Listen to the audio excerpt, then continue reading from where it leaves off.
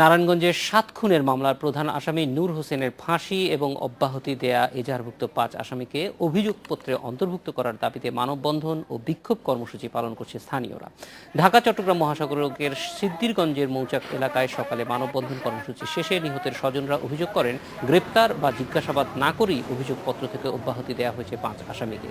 এই অভিযোগপত্রের বিরুদ্ধে নারাজি পিটিশন দেওয়ার কথা জানান তারা। পরে জেলা আইনজীবী সমিতি ভবনে নিহতদের স্মরণে সভা হয়। নারায়ণগঞ্জের ৭ খুনের মামলার বিচার শুরু হয়নি ১ বছরেও। পুলিশ এই সময়ে তদন্ত শেষ করলেও নাখোশ বাদী নিহত কাউন্সিলর নজরুলের স্ত্রী। প্রধান আসামি নূর হোসেনের ভারত থেকে দেশে ফেরত আনার ব্যাপারে কোনো অগ্রগতি নেই। পলাতক আছে আরও ১২ আসামি। এসব বিষয়ে ক্ষুব্ধ স্বজন এবং পরিবারগুলো।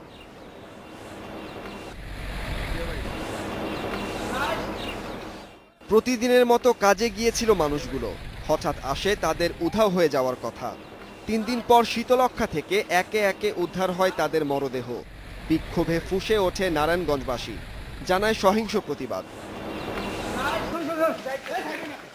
শুরু থেকে অভিযোগ ছিল র্যাবের বিরুদ্ধে, পুলিশের তদন্তে প্রমাণও হয়েছে তা। নারায়ণগঞ্জ র্যাবের সে সময়ের অধিনায়ক তারেক সাইদ সহ গ্রেপ্তার হন বাহিনীর ৪ কর্মকর্তা। মোট ৩৫ জনকে আসামি করেছে পুলিশ। সেই অভিযোগপত্রের মধ্যে আমরা যতটুকু জেনেছি এবং দেখেছি আদালতে, সেই অভিযোগপত্রের মধ্যে আজকে ২টি মামলাতেই ৩৫ জনকে আসামি হিসাবে সেন্ড আপ করা হয়েছে।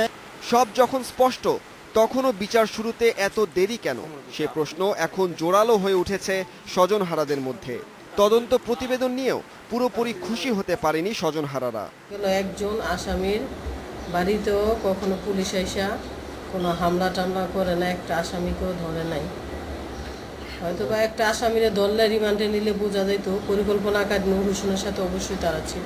ক্রিমিনাল ইনভেস্টিগেশনের জন্য যা যা প্রয়োজন সকল প্রকার কার্যক্রমগুলোই কিন্তু আমরা চালাতে চেষ্টা করেছি প্রফেশনালি এবং ত্রুটিমুক্তভাবে। প্রধান আসামি নূর হোসেনকে দেশে ফিরিয়ে আনতে না পারা নিয়েও আছে ক্ষোভ। আইনি জটিলতা এর কারণ জানিয়ে স্বরাষ্ট্র প্রতিমন্ত্রী বলছেন, চেষ্টা চালু রাখবে সরকার। কিছু আইনি জটিলতা ভারতের রয়েছে, সেই জন্যই তারা আমাদের কাছে হ্যান্ডওভার এখনো করতে পারছে না। তো তাদের সঙ্গে আমাদের সবসময় যোগাযোগ আছে। আমরা আশা করি যে কোনো সময়, যে কোনো দিন আমরা নূর হোসেনকে পেয়ে যাব।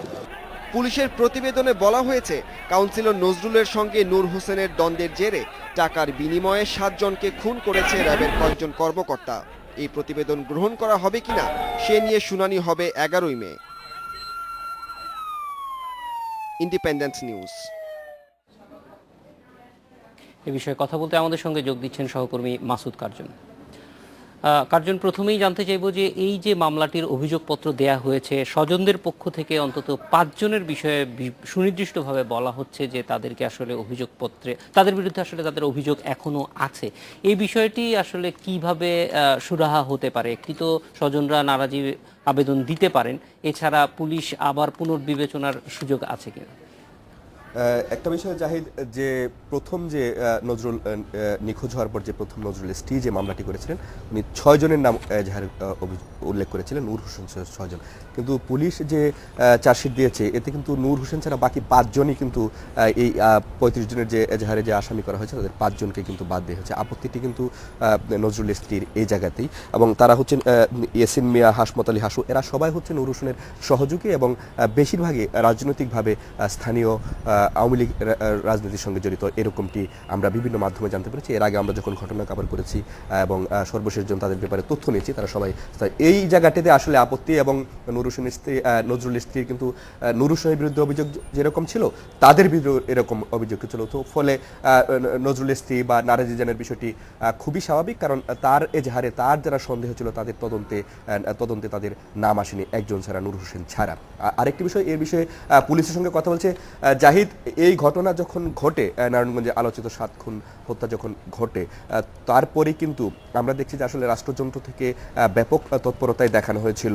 বিশেষ করে লাশ উদ্ধার হওয়ার পর র্যাবের যারা জড়িত ছিলেন, যেটি এখন তদন্তে বের হয়ে এসছে যে আসলে নূর হোসেন একেবারেই টাকার বিনিময়ে পুলিশের এলিট ফোর্স র্যাবকে ব্যবহার করে, র্যাবের গুটি কয়েক কর্মকর্তাকে ব্যবহার করে এই হত্যাকাণ্ডটি ঘটিয়েছিলেন, যা আসলে তদন্তেও এজাহারেও বা চার্জশিটেও এই বিষয়টি বলা হয়েছে এবং এই বিষয়টি চার্জশিটেও কিন্তু উল্লেখ করা হয়েছে। তো ফলে এরপরে কিন্তু রাষ্ট্র বা সরকার, আমরা দেখছি যে একজন দক্ষ অফিসারকে কিন্তু নিয়োগ দেওয়া হয়েছিল, যে যিনি খন্দকার মহিউদ্দিন, খুব ভালো অফিসার হিসেবে এই হিসেবে তদন্তের ক্ষেত্রে আমরা আগে দেখেছি যখন নরসিংদীতে লোকমান হত্যাকাণ্ড ঘটে তখন তিনি তদন্তে নিরপেক্ষতার একটা ছাপ রেখেছিলেন, এরকমটি তার একটা সুনাম রয়েছে তদন্তের ক্ষেত্রে। এবং তিনি যখন নারায়ণগঞ্জে আসেন, তিনি যাদেরকে নিয়ে কাজ করেন, যাদের উপর আস্থা রাখেন, উনি কিন্তু খুব অল্প সময়ের মধ্যে তার সমস্ত তার পরিচিত বা তার সুনজরে যারা আছে ভালো তদন্ত করেন তার দৃষ্টিতে, তাদেরকে নিয়ে এসে কিন্তু তিনি তদন্ত করেছেন।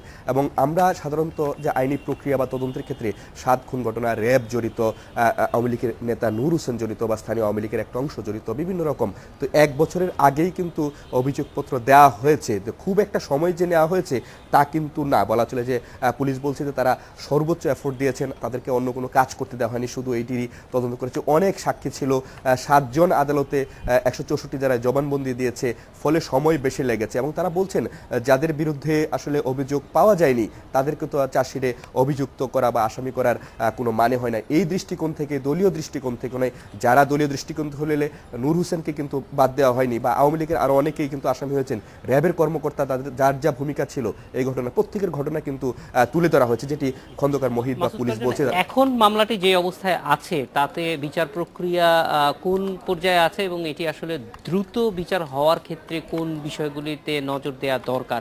আমরা জানি যে মামলাটি যে দ্রুত বিচার নিষ্পত্তি করার জন্য মনিটরিং সেল আছে, সেখানেও আছে, ফলে তদারকির একটি বিষয় আছে।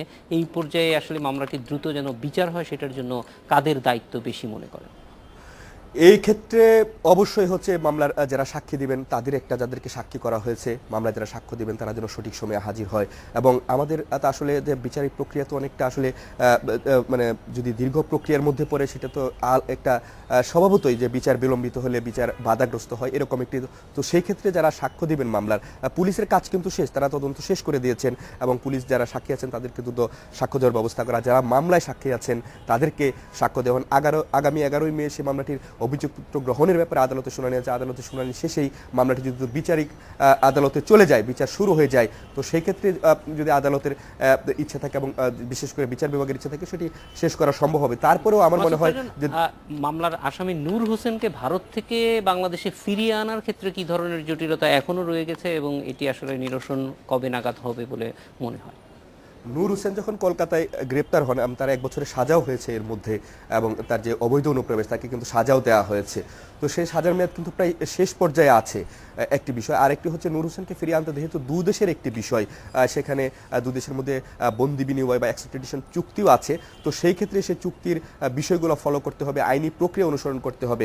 এবং আমরা দেখেছি যে সাম্প্রতিক সময়ে কিন্তু নূর হোসেনকে আনা হচ্ছে বা ফেরত আনা হতে পারে বা তিনি আসছেন, এরকম কোনো তথ্য বা সরকারের পক্ষে যারা মন্ত্রী প্রতিমন্ত্রী আছেন বা যারা আছেন এই বিষয়গুলো এর আগে কথা বলেছেন, সাম্প্রতিক সময়ে কিন্তু এই বিষয়গুলো কথা হচ্ছে না। তো বিষয় স্পষ্টতই বোঝা যায় একটু ঝুলে গেছে।